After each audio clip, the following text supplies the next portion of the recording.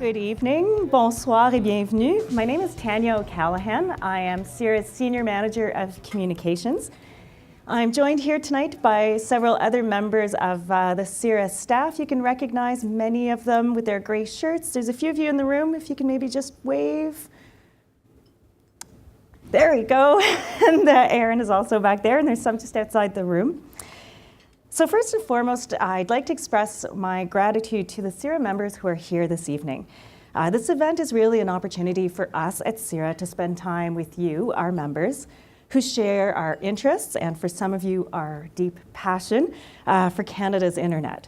So welcome to all of you this evening.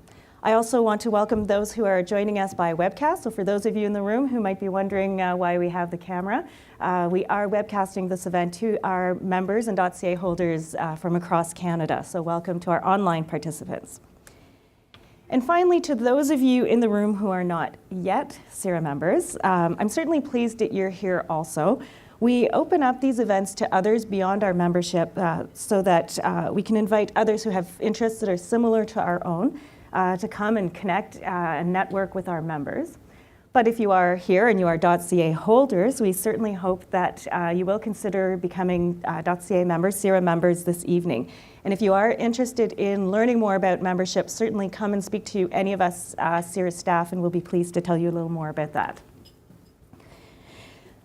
So if you're here, I think it's safe to assume that most of you know at least a little bit of about who CIRA is.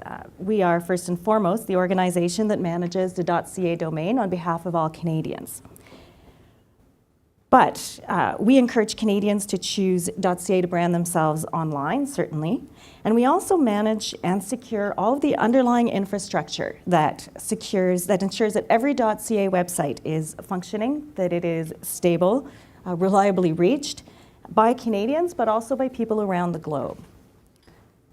Managing .ca is our primary mandate, but CIRA also has a broader goal, which is to build a better online Canada. We do this in a number of ways, including through cybersecurity products and services that we offer to Canadian institutions and to our peers globally, which enhance the quality, the security, and the performance of the global internet. We also do this through our annual community investment program, which to date has provided approximately $5 million to Canadian not-for-profits, charities, and to academic researchers who are doing good things for and through the internet. We've supported projects across the country, including some innovative projects right here in Toronto, and we've highlighted some of them on the TV screens here in the room. So for tonight, we have what I think is a great evening planned for all of you on an important issue that affects all of us, but that most of us, and you'll see that stat in the pamphlets in front of you, that most of us know next to nothing about, which is how is the internet governed? So I'm the first to admit that at first blush, that does not sound like the sexiest topic, so I'm thankful that so many of you have joined us here for this evening. But the reality is, though it doesn't seem so exciting, it's certainly a very important topic. So much of our lives are spent online now, and we're all affected by decisions about the security, the stability, and the interoperability of the internet. It's a topic that we at CIRA think a lot about. We manage one little corner of the internet, the .ca domain, but that's actually just one piece of a much larger, much more complex puzzle. And one of the things that we're actually very proud about at CIRA is the role that we play in that broader governance, that broader internet governance picture. CIRA, and actually Canada more broadly, has been recognized as a leader in this area. We've been an active and a visible presence in a number of global fora that addresses some of these key internet governance challenges. And so tonight, we want to give you an overview on what's happening on the global internet stage and to talk about why it matters to you and possibly most importantly, what you can do about it. So to get us started, I'll invite CIRA's President and CEO, Byron Holland, who will come up and give us an internet governance primer. We'll then invite a few more guests on stage for a panel discussion and to answer some of your questions on these issues. Byron has been at the forefront of the global internet governance since he joined CIRA a little over 10 years ago. He has developed a strong international profile for CIRA in this area. He's been a key contributor to numerous internet governance fora, events and committees. So amongst others, he's the vice chair of the Country Codes Name Supporting Organization, or CCNSO, which is the body that represents country code top-level domains, so the domains like .ca and .uk, for example. He's chair of ICANN's Customer Standing Committee, and he's an active participant in the United Nations Coordinated Internet Governance Forum. So now I'll invite him up here to tell you a little bit about what that alphabet soup of names and acronyms means.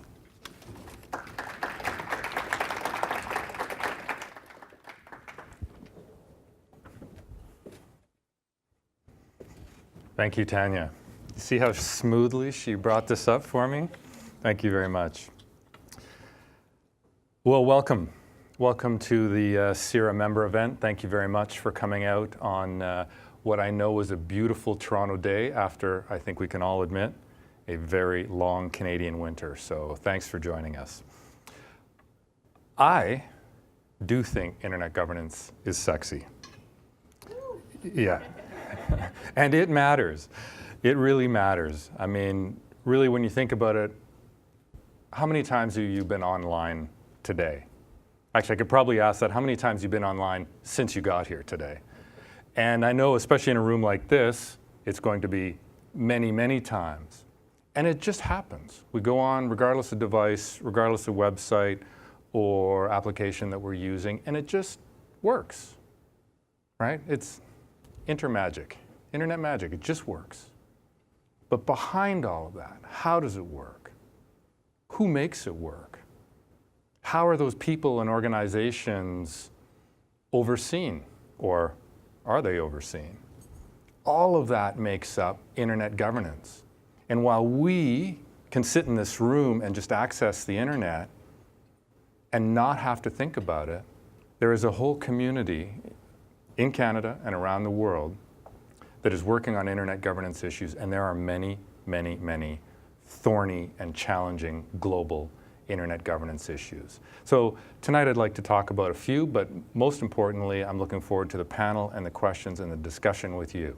So if I use an acronym that sparks a thought, and I will try to always explain the acronym before I use it, please save that question and bring them to the panel later in the evening.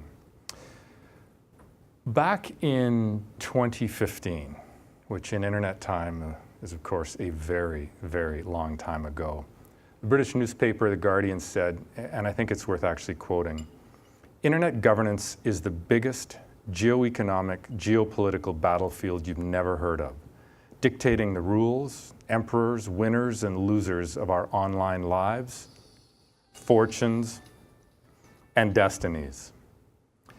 And think about 2015. I mean, that's back when Facebook was good. Trump was a punchline. GDPR were 4 letters that weren't an acronym yet. And the US government had the fundamental oversight role of the internet. All of those things clearly are very different today than they were in 2015. So the internet has well moved on. But 4 years later, from that 2015 quote, I actually think it's truer than ever. I remember reading it when it actually came out. And of all the things I read about internet governance and have over the years, that one actually really struck me. I remember reading it and thinking, yeah, you nailed it on that quote. So last month, CIRA was, we're Ottawa-based. I mean, we have infrastructure everywhere, but most of our people are in Ottawa. But last month, we were in Toronto with a number of other players in our ecosystem, in the internet governance space, at the Canadian Internet Governance Forum. We had a full day of discussions on issues related to internet governance and really how they actually affect Canadians on a day-to-day basis. And leading up to that, and as an input into it, we did our own research, and we surveyed Canadians to understand, and Tanya mentioned it earlier, to understand their knowledge of how is the internet governed in general and in Canada. And in the findings, and I think there's some of the specific findings are in that red pamphlet on your table, but basically 75% of respondents said, I have no idea or very little idea of how the internet is governed and about the global control rules, regulations of how the internet is operated. That doesn't come as any particular surprise to me. But like I said, it's something we use every day. We take it for granted. It affects almost every aspect of our lives, and yet we really have no idea how it's overseen and governed or who's doing it. Just like the internet itself, the internet governance is actually pretty complex. It's full of acronyms, and it can be fairly intimidating, just like the technology itself when you first step into it and try to understand it. Unless you're sort of one of the few people around who live and breathe internet governance every day. Like me, that's a main part of my job. And my goal today is hopefully to shed some light on how the internet is governed, and most importantly, stimulate some conversation about the internet and its governance, both globally and most particularly in Canada.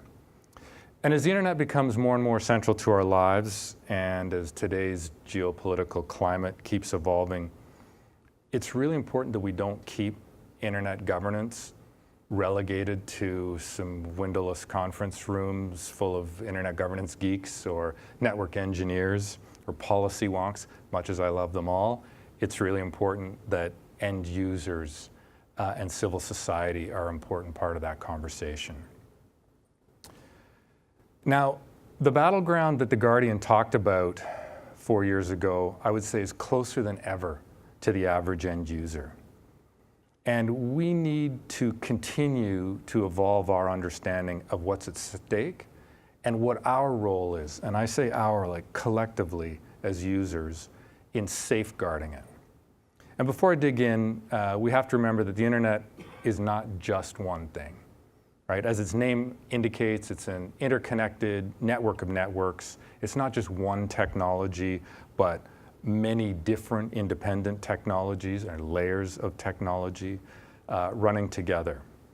And it's not just technology, it's also geographies, right? Because while it's a global interdependent network of networks, there are cables and servers and data centers in different people's legal jurisdictions that we, in some way, shape, or form, of course, are going to be subject to. So that's another important element of internet governance. Not only is jurisdiction an issue, but of course each of those layers does different things, and each of those layers has its own level of oversight and coordination. Whether it's cables in the ground or the applications that are running on top of all the technologies, each of the layers of the internet has its own set of coordinating bodies and governance structures. And to help illustrate that, I'll take us a few years back to the start of this decade, actually. And you might remember sort of the 2010-2012 era. And there was a lot of, not just talk, but action around the Arab Spring. And that was a series of both violent and nonviolent protests, demonstrations, riots, coups, civil wars. I mean, we continue to live with the ripple effects of what really started with the Arab Spring in 2010.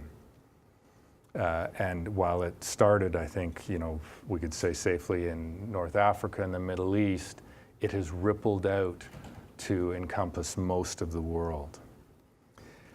And many people point to the success, I'll use that word, the success, because they were very popular at the time, or many people participated.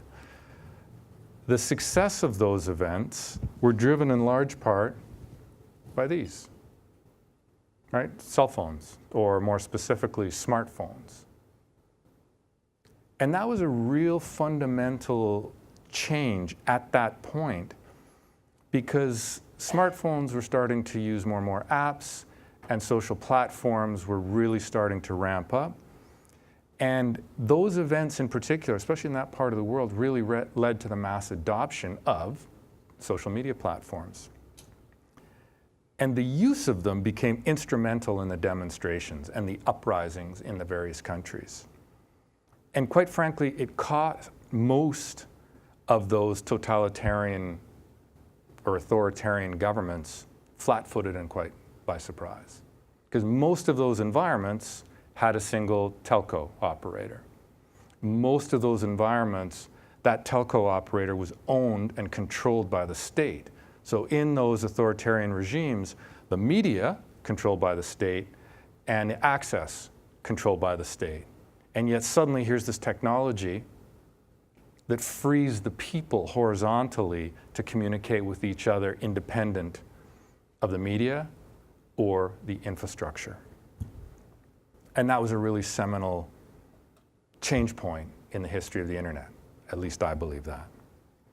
And it really became apparent, I think, in 2012, because that year, one of the main coordinating bodies in the telecommunications space is the International Telecommunications Union, or the ITU. And it's responsible for setting the rules and policies around global radio and telecommunications standards. And it's been around in one form or another since 1865. The T stands for telecommunications now, but it started as telegraph. And it's also now a creature of the UN, or it's an agency of the UN, or the United Nations. And if we think back to what I said about the internet being in layers, the ITU is responsible for setting standards for the international interoperability of the cables and radio waves. So pretty far down the stack. It's the infrastructure that actually carries the data, the bits, the waves, radio waves. And as a result, also carries our internet traffic, our internet data. Now, as a UN agency, its members are countries. It's a multilateral institution. One country, one vote. That's how it operates. But back in December 2012, just as we were rolling out of all of the Arab Spring, there was a major ITU meeting to talk about some of the key, and this is treaty-based, some of the key standards and regulations that govern the telco space. But given what had just happened and given the growth of the internet, the telco space was very interested in trying to regain power, get its money back, get its control back that it was losing to the internet. And there were many countries that tried to use the ITU to impose new regulations on the internet so they could do exactly that, regain control, regain power.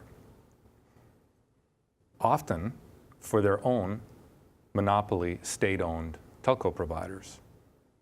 And by doing that, gain control over the internet, at least in their countries, but certainly more broadly as well.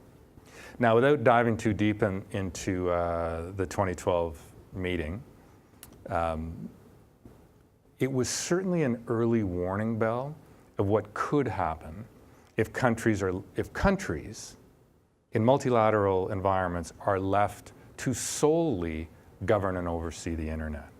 Because at that meeting, and I participated in it, it was very interesting to watch, because at that meeting, this fissure developed, and essentially all of the authoritarian regimes in the world voted one way, and all the democracies, primarily the Western democracies, voted another way. And you had this fissure about how should we control the internet? Or I guess more importantly, who should control the internet?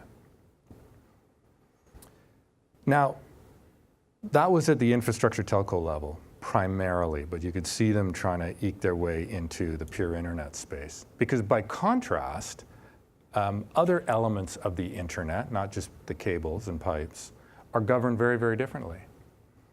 One of the elements that presumably most of you here are familiar with, and the one which of course CIRA is most involved with, is the layer that includes domain names and other components of the unique technical identifiers that we know as the namespace or the addressing space on the internet. And that includes not just domain names, but the root servers as well as the IP addresses that make this addressing system work, make those destinations on the internet findable for you. And there's a number of players even just in this layer of the internet. The largest and perhaps best known is the Internet Corporation for Assigned Names and Numbers, or ICANN for short. Clearly not a name dreamed up by marketers. It must have been those network engineers. At a high level, ICANN's role is to coordinate the namespace writ large, or the domain name system sort of in general, and to a great degree ensure its interoperability, but its stability and security and reliability as well. And where the ITU is controlled by governments, ICANN is governed by a multi-stakeholder model. Essentially, it's made up of many different types of organizations, which include organizations like our own, CIRA, that operate top-level domains in the country code space. But equally, the generic top-level domain operators are part of ICANN. So the folks who operate .org or .com or some of the new ones, .hockey, .nfl, et cetera. But it's not just us, the operators, who are running ICANN. It's also all the other organizations who are touched by this part of the internet. So civil society is there. The technical community is there. Industry itself is there. IP lawyers are there. The business community writ large is there. And of course, governments are there. But the point is, they all bring their voice to help govern and oversee the internet, or at least this layer of the internet. Now, multi-stakeholder model is not without its challenges. It definitely has its warts too. And anybody who's done any kind of committee work can probably sort of paint a picture in your minds of the challenges of coming to conclusion with a very diverse and broad group of folks who have a general direction they're trying to head, but maybe competing interests. So it can be a challenge, but it works. It's the model that's put 3 billion people online in the last 20 years. An adoption of technology, the likes of which has never been seen before, period. And while it's the technology itself, the governance model has certainly enabled that to happen. And it's a model that transcends states, but it can complement regulatory environments, independent legal jurisdictions. It can work with those frameworks, other frameworks. And that's part of what makes the multi-stakeholder model flexible and usable. And it's these kinds of global internet issues that I think are really critical to all of us in this room, and arguably, whether they know it or not, the rest of Canadians. So, one of the challenges about this topic is often when I talk about internet governance, or we talk about internet governance, you can almost always, especially in just a regular social setting, see people's eyes kind of glaze over, because it sounds like, well, governance, rules, committees, points of order, that's about it. But increasingly, it is about so much more than that. So much more than that. As I've been talking, obviously I'm talking primarily about the governance model and how decisions get made, or at least who's in the room to make them. But beyond that are the issues that these organizations are making decisions about. And that's really the critical point. It's the decisions about what that they're making that are critical. And cybersecurity, is a very hot topic, and that's a great example, right? How do we put in place rules? I mean, security, I think by and large we agree, is a good. It can also not be a good. So how do we put in place rules and processes and technologies that keep internet users safe and secure, keep the infrastructure itself stable, while not limiting personal freedoms, for example? So if we think of another issue, sort of the flip side of that coin, of course, is privacy. How do we balance user privacy with commercialization and innovation and security? Where is that right balance? And who gets to say what that right balance is? What group, what organization, what person, or people? And what about access? Just pure access itself, ensuring the entire globe and all of humankind can benefit from the social and economic potential of the internet. I mean, we put 3 billion people online. That's awesome. But there's another 3+ billion people online, 5 billion people not yet online, rather. How do we get them access and make sure that all of humankind can reap the benefit of what the internet has given us to date? Now, the space that CIRA occupies typically is more in the infrastructure. For those of you who are familiar with the 7-layer technology stack, we're more in the 3rd and 4th layer, roughly speaking. But it's in the infrastructure. But there's an awful lot, that's kind of, and we deal with the rules, what I would say, of the internet itself. But what about the rules and governance on the internet? Right, the application layer, the content on the internet, fake news, misinformation, Russian troll farms. I mean, all of the things that are hot right now are more about what's on the internet. And as I think we can all appreciate right now, we clearly have not solved those issues. And those are core governance issues around the internet about what's on the internet.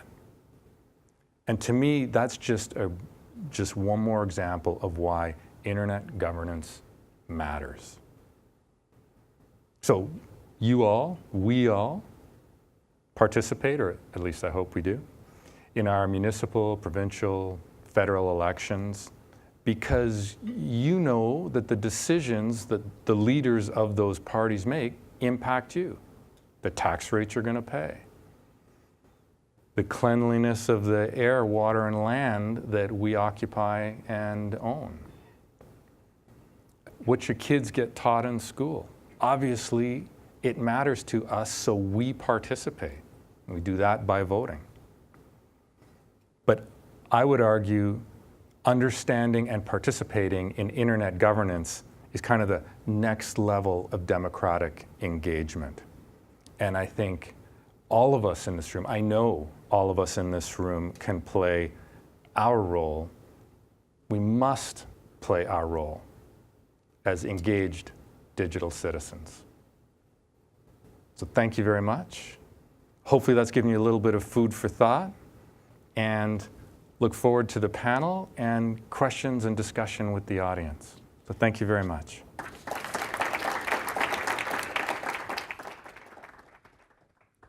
Oh, sure, thanks.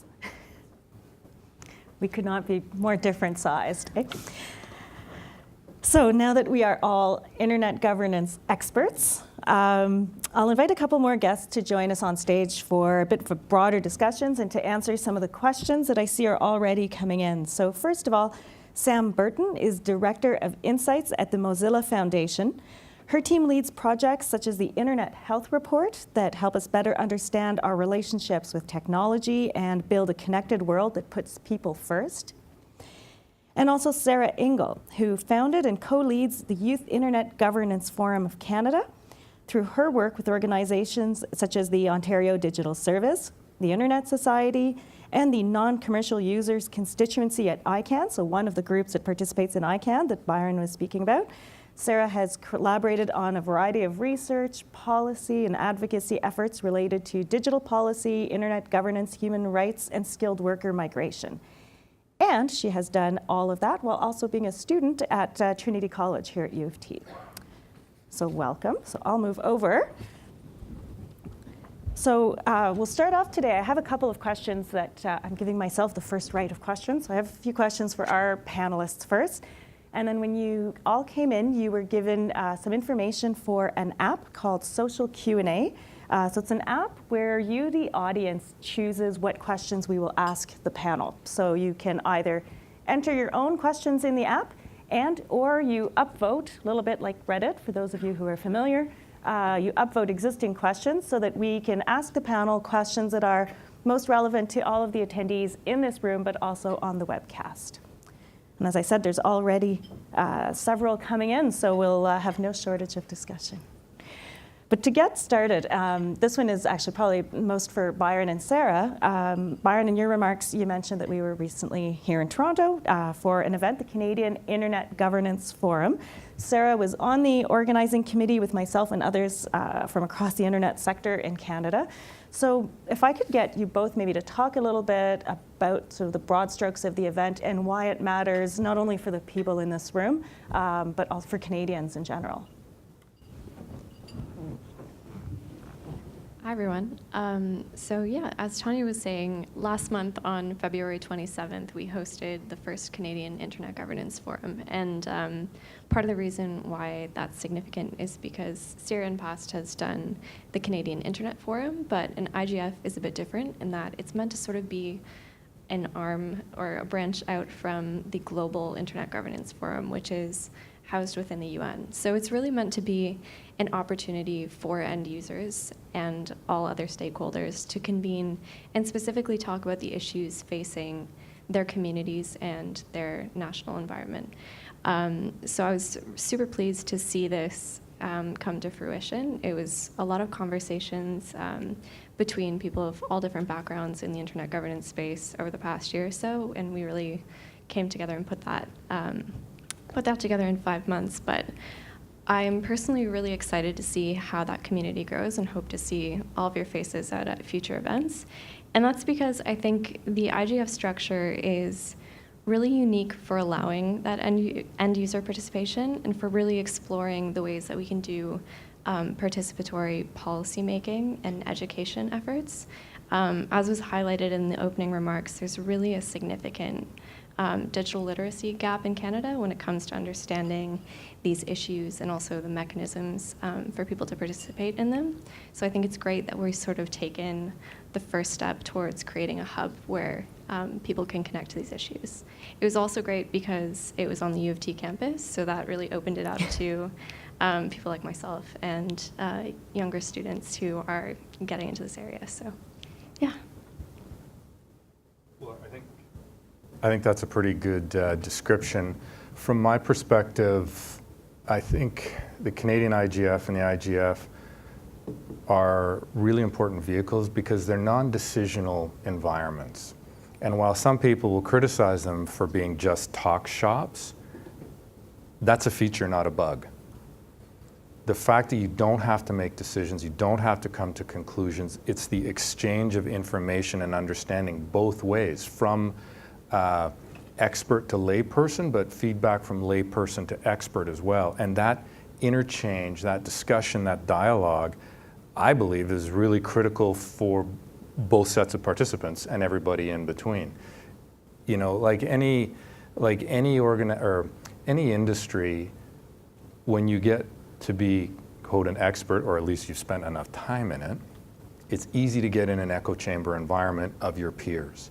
And the IGF is kind of the place in the internet ecosystem where all parties can come together, and not just by grouping, like civil society, technology, government, et cetera, but also by expertise level and age level. And that makes it a really fulsome and interesting dialogue. And ideally, that exchange of information goes both ways and educates all parties, you know, sort of floats all boats, regardless of sector, expertise, or age in particular. Great. So now in Byron's remarks, and certainly at the Canadian IGF also, he mentioned a couple of issues related to internet governance issues. So maybe I'll ask each of you to pick your top. Which one is the one you think is the most important issue for you and why? Sam, you haven't spoken yet, so I'll pick on you maybe. Sure. Is this on? Oh, yes, great. So this was a tough one.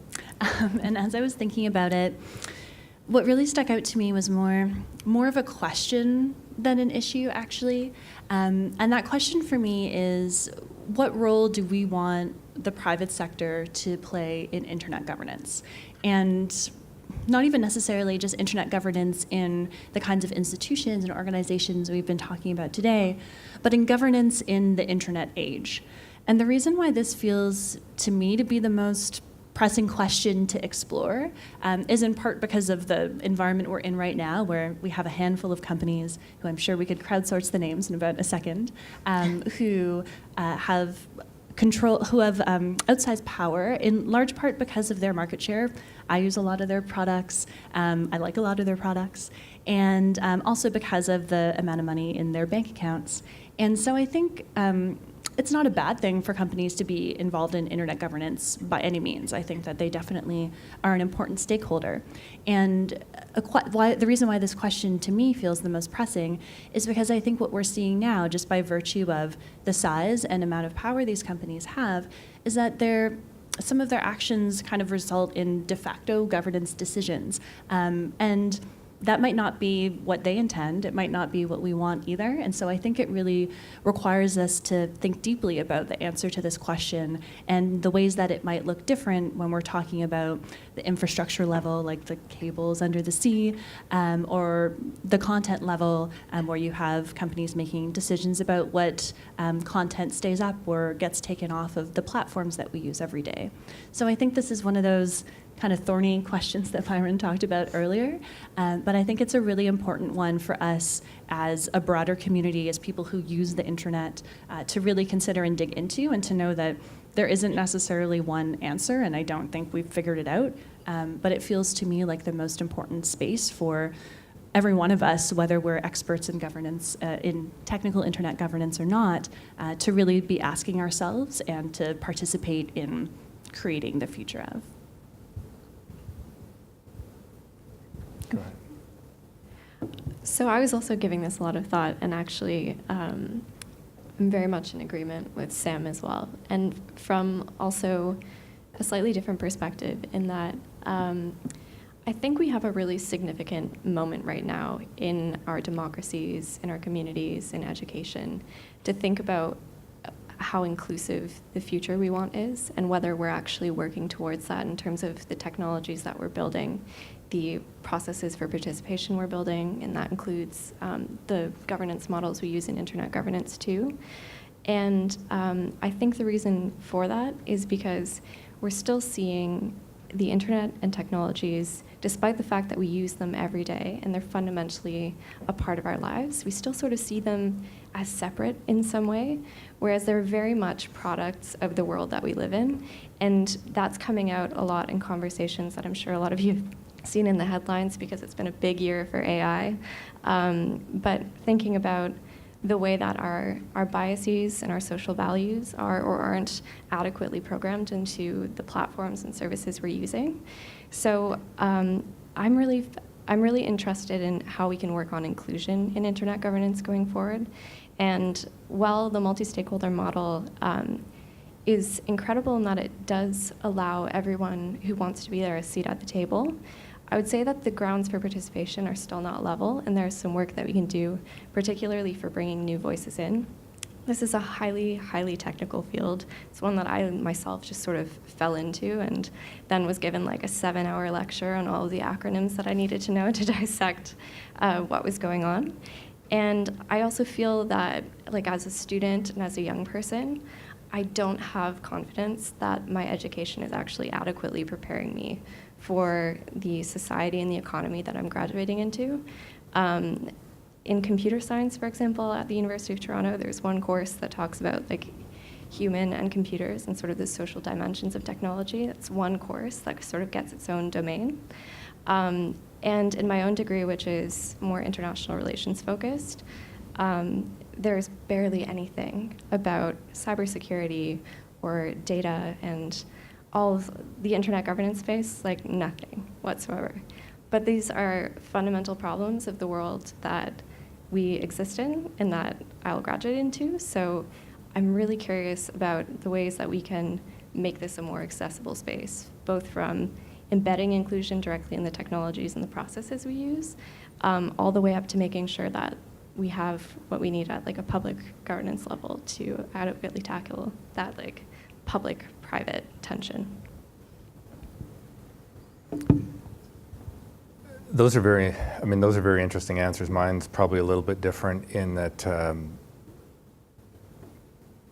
one of the fundamental issues that I see coming up, it's related to exactly this issue, but it's a little different take on it, is where does government fit and where does the regulatory environment go from here? The internet as we know it is fundamentally, certainly at the level in the stack that I'm talking about, has been fundamentally unregulated or very light touch, and that's around the world.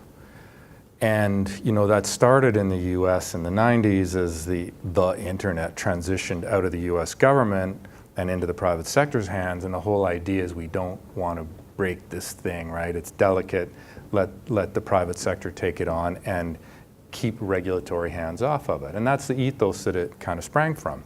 Of course, it's had unbelievable growth and transformed economies and democracies and communications and all the rest of the good impacts that the internet has had. But as the internet, like it's this monolithic thing, which I've just said it's not, but I'll say it anyway, it's in kind of its unruly adolescence right now. And governments around the world are very much taking notice and not happy for a whole range of reasons, and not just the authoritarian kinds of governments that I talked about, but our own government, Western democracies, liberal democracies, because they can see, just like we all can see, all of the harms on the internet right now as well. Now, I'm going to say that the internet far and away delivers good versus harms by orders of magnitude. However, it is government's role to protect its citizens. And more governments are thinking about how they must do this and where they do it, and to some degree, how they protect themselves, if you think of election meddling. And as a result, governments are starting to think about regulation in a much more robust way.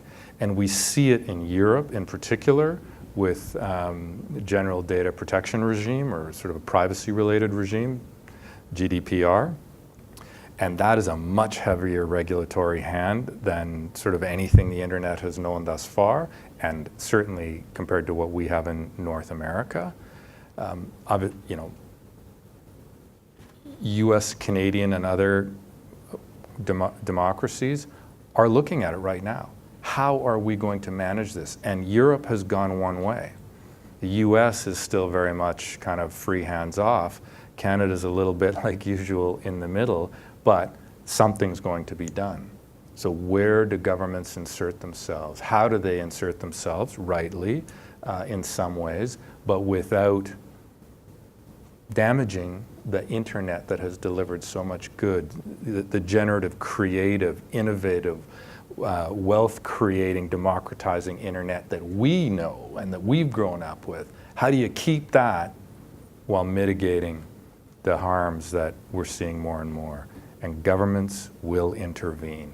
And how is that going to happen? So to me, that's one of the big issues, which is a little bit of the flip side of, the big platform companies or big tech companies. They're driving their own governance because of their commercial interest. Governments are kind of sliding in behind now thinking, wait a second, we need to impose our will. How's that going to happen? And that's going to change the internet that we know right now. It's a perfect segue to the first question on the app, so governments and private sector. One issue we haven't talked about is net neutrality. So the first question here is actually, who's responsible for overseeing that local ISPs adhere to the best practices for net neutrality?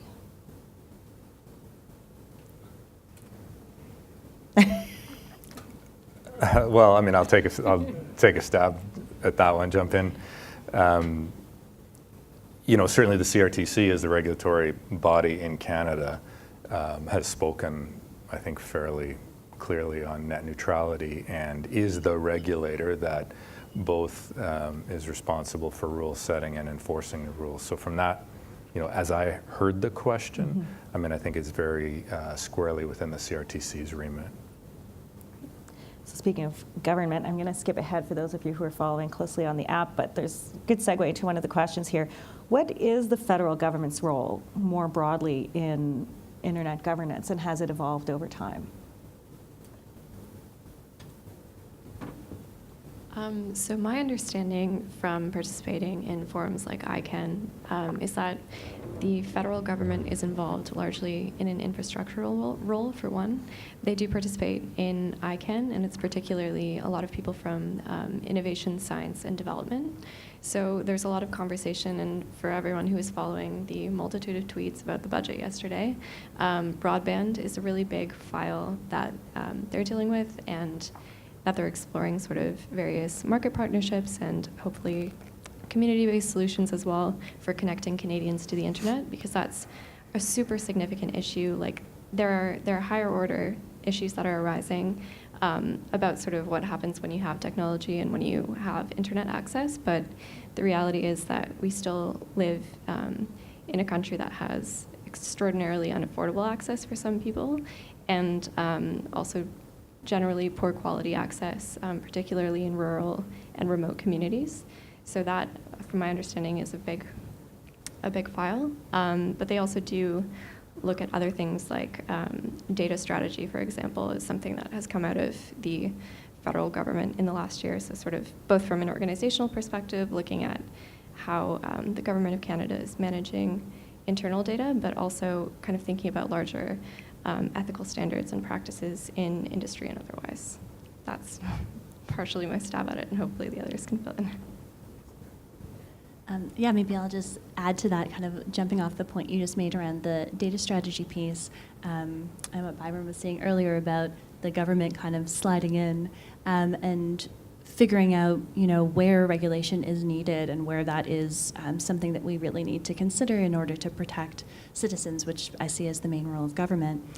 So that's one area, thinking about, what is the data strategy for Canada and for Canadians that the federal government started a consultation last year. We're still waiting to see the outcomes of that consultation.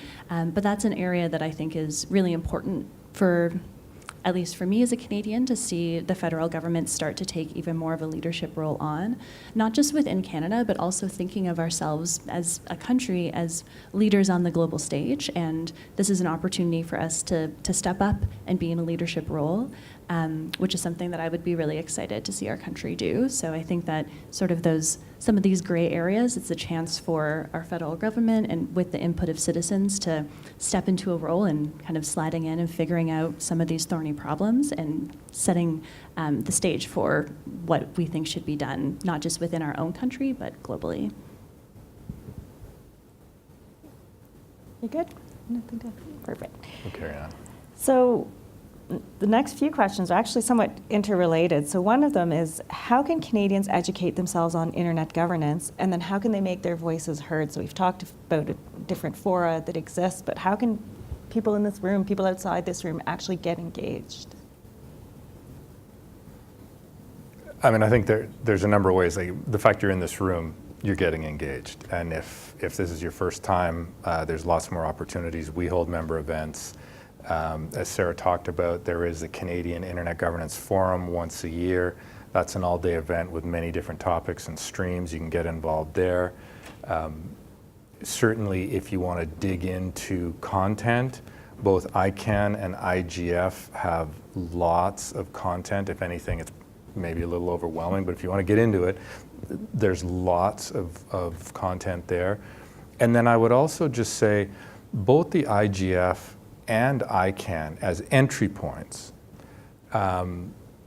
provide opportunities for people to go and participate. They do funding for fellows and other kinds of participants, whether it's from civil society or youth or other types of participants, in order to engage people in the issues around the internet governance being one of them, but also broader issues. So if you're really interested, you can certainly participate in Canada in your home environment, but there are also ways to participate in the international fora as well.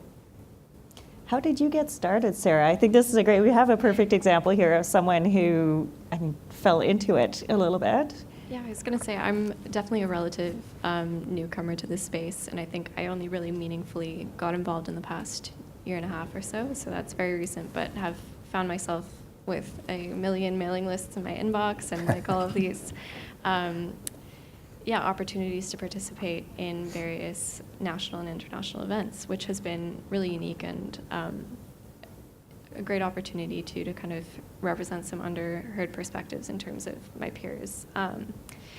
So I would shout out a few particular resources. I think, as Byron alluded to, there are various learning platforms that some mainstay organizations in internet governance have. There's things like I Can Learn. The Internet Society has a learning portal.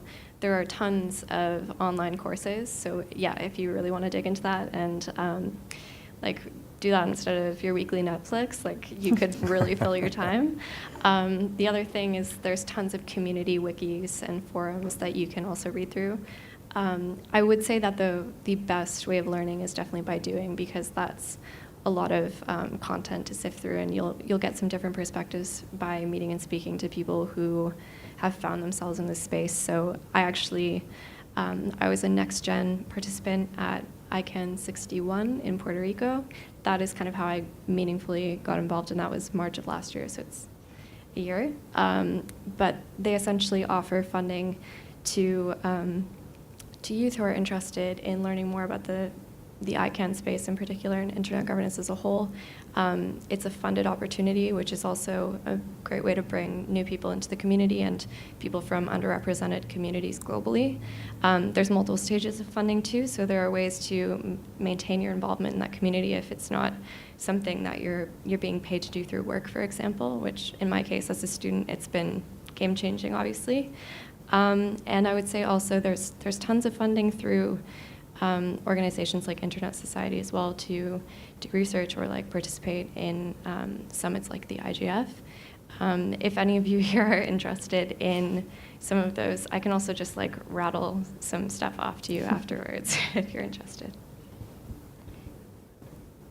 Maybe the only thing I'll add is a thought which is maybe more related to how I kind of ended up in this space, which is I think there's also avenues to get involved through particular issues or topics that you're really interested in or passionate about. If you're in the Canadian space, one of the organizations that I think is doing really great issue-based advocacy is Open Media. So if you want to learn about some of the topics that are really affecting Canadians here, I would highly recommend checking them out too. Kind of runs the gamut of issues you might be interested in, from inclusion, which Sarah talked about, to if there's particular, if you're interested in browsers, for example, and diversity in that space. I mean, I work for Mozilla, so I'm biased. I might be interested in that, but I think that that's also another avenue to explore. If there's something that really captures your interest, find an organization that works on that, but you can learn from and maybe do some work with or volunteer with, and I think that can also be a really great avenue entry point, because all roads kind of lead back to internet governance at the end. So it's another avenue to think about. That's a great point, right? I talked a little bit more about where, but the internet is so diverse. What's your passion? Are you a super geek who wants to geek out on DNSSEC or security and it's nuts and bolts? There's a forum for you. Does hate speech drive you insane and you want to participate in acting on it? There's a forum for you in internet governance circles. Does just the technology of the internet interest you? I mean, what drives you? What are you passionate about? And I think that was a great, Sam made a great comment there. At the end of the day, it kind of all leads back to internet governance, right? It's how is it overseen, whether it's content online or security or jurisdictional issues or whatever. It comes back to the governance side of it eventually. So what are you passionate about? There's a space for you. So there are so many more questions in the queue, but I've just gotten the signal from the back of the room that we have to wrap up. That said, our panelists will be here for the networking portion, as will all of us CIRA staff, so we will be pleased to continue the conversation. Thank you to our panelists. I recognize this was a very heavy topic for us to address this evening, and fully recognize that we have barely scratched the surface. So hopefully this has been just enough to make you want more. So thanks again to all the CIRA members and non-members who joined us this evening. Again, if you have any CIRA-specific questions, those of us in gray shirts, and Byron and I are certainly pleased to answer your questions, and hope we get to continue the conversation for the next hour or so.